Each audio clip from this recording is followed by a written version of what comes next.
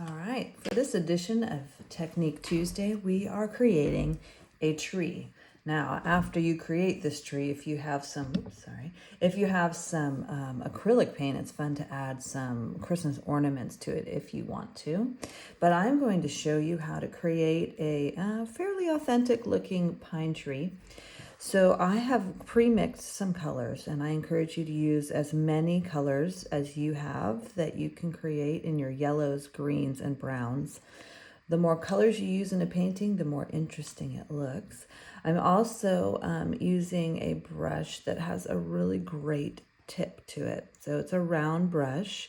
This is a number 16, but numbers change for various makers of brushes. But I'll do it against my hand. It's a fairly big brush with a really good sharp tip. That's what you want. So I'm going to start here with a little bit of my bold yellow. And when I come into here, I'm going to start up at the top. I'm going to create little jiggedy-jaggedies, small at first and random. Some come wide, some don't. I'm creating a randomness here. Make this a little bit more random here. Now I'm going to start adding in some other colors into that. Some yellows and browns and greens.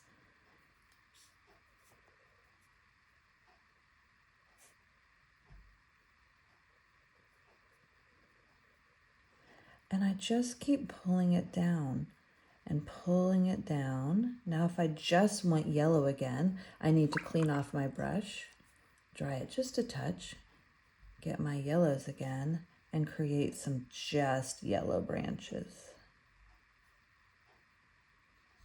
So do you see this kind of movement that I'm doing that's very jiggedy-jaggedy? It's what I call the jiggedy-jaggedy's the bomb diggity. And I use this kind of busy bee motion for a lot of my foliage in nature. A lot. If you have ever been my student, you know. Jiggedy-jaggedy is the bomb diggity. I say that pretty often. So another color that I didn't add to my palette, which I should have, and I will, is Payne's Gray. I love this color as a deepening of foliage. When you put that in there, it just it just makes it a deeper color, adds some shadows. So I'm going to put in some browns in here too. We start to get some deeper colors into here, which is nice, and some light colors. I'm going to add in some of my yellow ochre.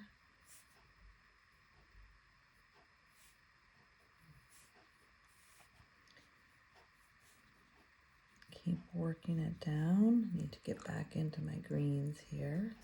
It's a lot of brown right there. Get wider and wider. Your speed of width, it depends on how far you want to make your tree come down, right? So you can also stretch out some of these branches and add some detail up into here like I'm doing here. Adding some detail, little bits of detail here and there, really make it nice.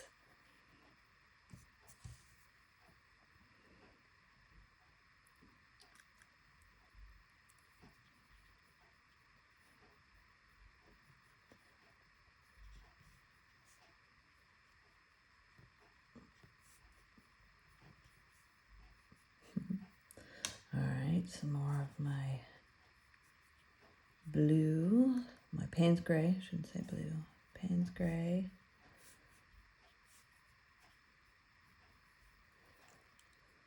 We're getting a nice little tree going on here. I'm going to get some more of my yellow ochres and my browns in there.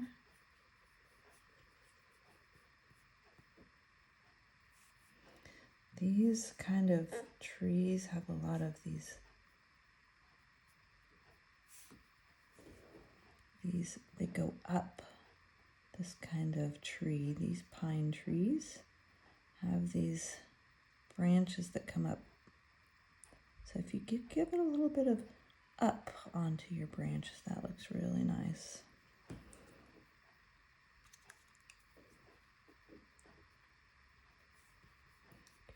sap green back in there.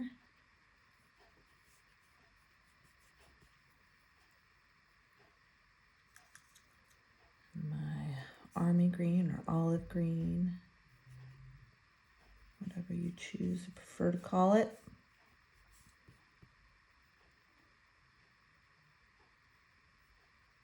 It's easier for me to do these little lines on the left side there. Now I have to twist my arm to get it in the right direction over here, but it makes it look nice. All right, get back to my yellows here. Get a little bit of that glow back into it for the next. Oh, it's getting a little wide over there. Whoops. Darken that up so it's not as obvious. So remember, jiggedy-jaggedy, and then some detail. Jiggedy-jaggedy, the shaking of my hand is kind of what creates that.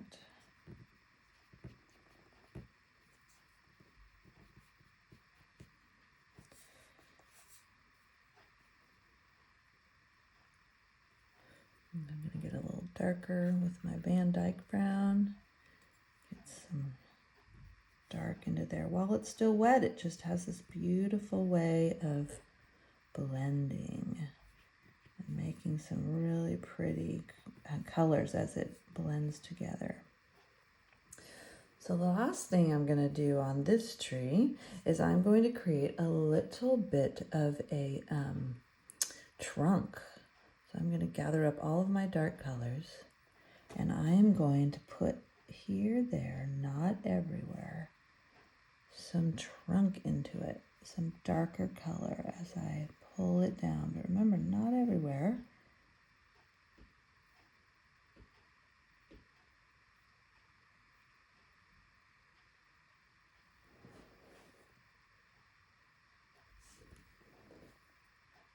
Down here we need a little bit more depth, deeper color.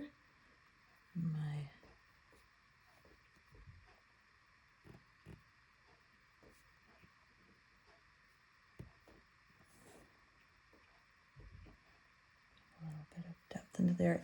So that looks a little dark, so I'm going to take my brush, clean it off, dab it off. I still have a little bit of color on there, that's fine. But what I want to do is just kind of mellow this down. It got a little bit too intense right there. All right, let's give ourselves a little trunk.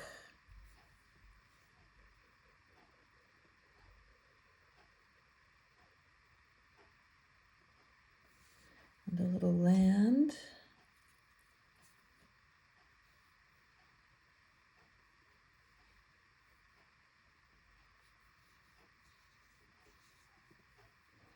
I think I'll put a little bit of Payne's Gray down onto here for some shadow effect.